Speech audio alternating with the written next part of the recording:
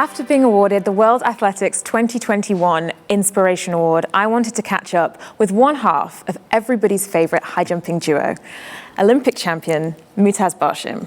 Mutaz, congratulations on your award, an award that you're sharing with your friend Gianmarco.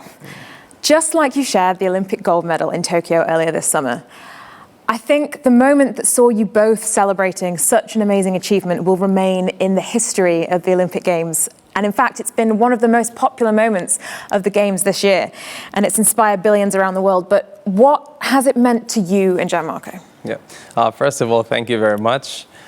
And as you just said, being an Olympic champion, it's a great honor. It's like a dream for me, and finally got awarded and achieved that achievement, and awarded finally got my Olympic gold.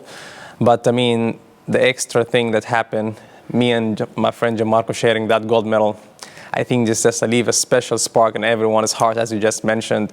To me personally, I couldn't be happier. I feel like it's the perfect ending for this competition, even though at the moment it seems a little bit endless.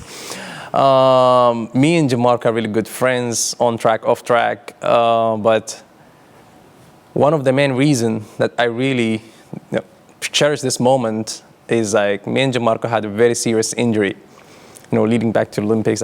He's in 2016 and me in 2018.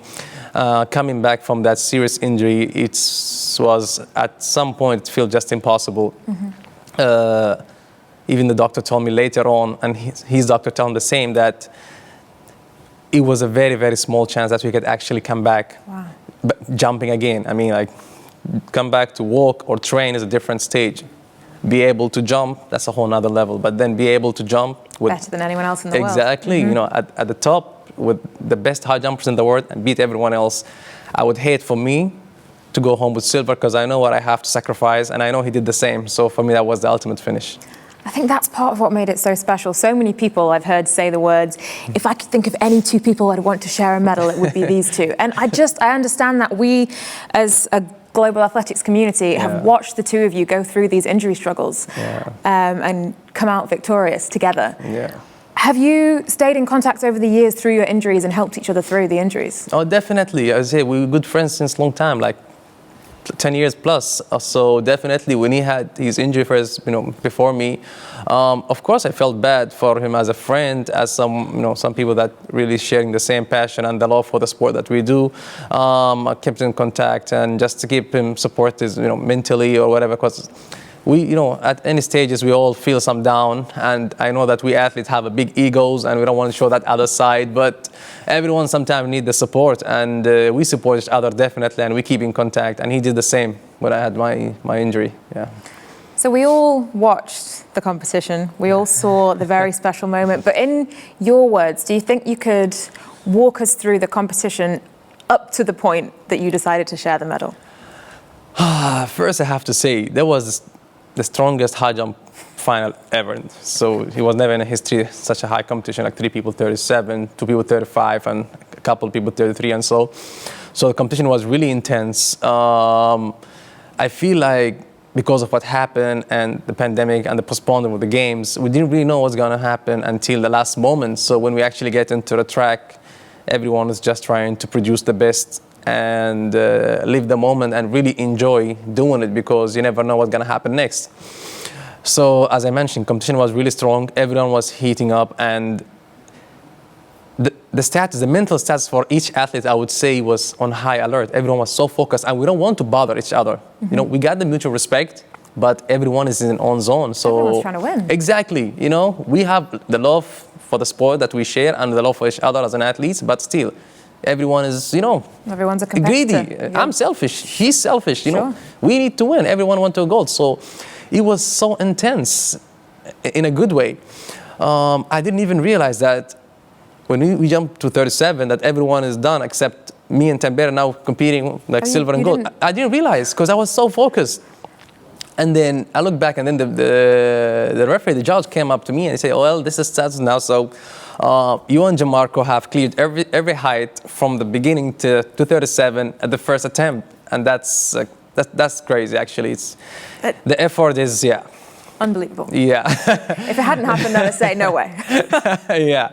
So and he suggested, like, guys, do you want to go for like a jump off? Shall we give one extra jump for both of you to decide who's going home with silver, who's going home with gold? And I say, like, for me, being what, you know, the couple years back, where we've been and where we are today, I would hate for, you know, someone to go home with silver.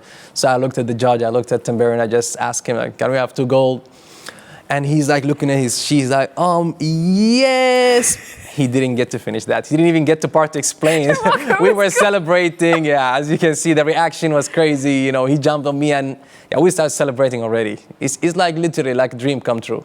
Do you think something switched in your mind? Because, like you said, you were in a place where you were selfish, where you were, I want this gold, I want to win. Yes. But in that moment, it was your suggestion to share it. Definitely something changed because, yes, of course, I'm selfish and I always want the most. And I think that's the mentality of champions, or like, you know, I always want extra, what's next? But,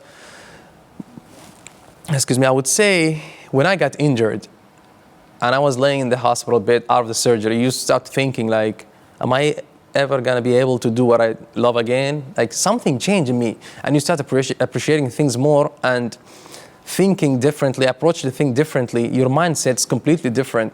And I think at that moment, that's what came to me. Like, oh, listen, I said to myself, if God gave me another chance to come here doing what I really love to do, I'm gonna do this the best way possible, and I'm gonna enjoy it. So for me, I felt like that was that part, that mature part that happened after what I've been through. That came up in that moment, and I'm very thankful for that moment that happened, because it makes just everything literally much better, and it touches so many people's hearts. Because it really wasn't something that you'd ever thought of happening. No, definitely. In that moment, it came to you and thought, this is... It just came. You can't stage it. I mean, who would have known that we would... Most people didn't even know it was possible. Exactly. Everyone was watching going, exactly. Can they do that? Even including us. Is that possible? Yeah.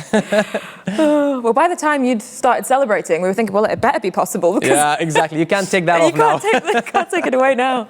No. As you said, you and Gianmarco have been friends for years. Yeah. Do you think this moment and the sharing of this gold is just something that has moved that friendship into something that nobody else could really understand?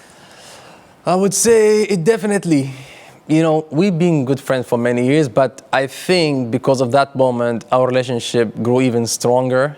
And we got to show that little part, friendship part, to share that with the world, you know, because not many people knows what's going on, you know. Once the camera's off, we actually together most of the time in the room, or prior to competition, or we are outside. He's at my place, I'm at his place. So, but because of that moment, I think we got to actually show that part, that to share this with the world, and people actually loved it, and they loved the fact that we are so competitive, but also when everything is done, we're still very good friends, and it's possible to do that. We're not actual enemies, you know. We're just an opponent. It was a way to sort of make the world understand, really, to see that these two sportsmen at the top of their game are willing to share it, so that they both have it and nobody has to lose. And a lot of athletes wouldn't do that.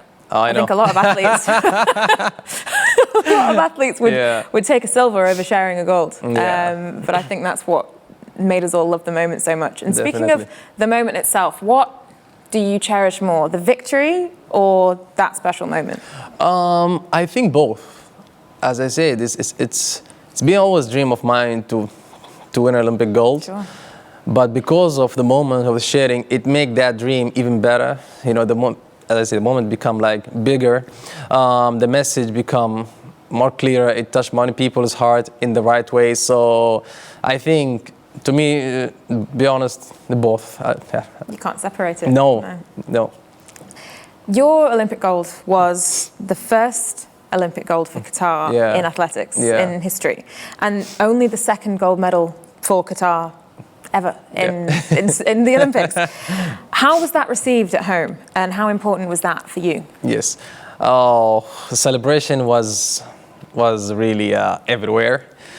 People really couldn't stop talking about it until now.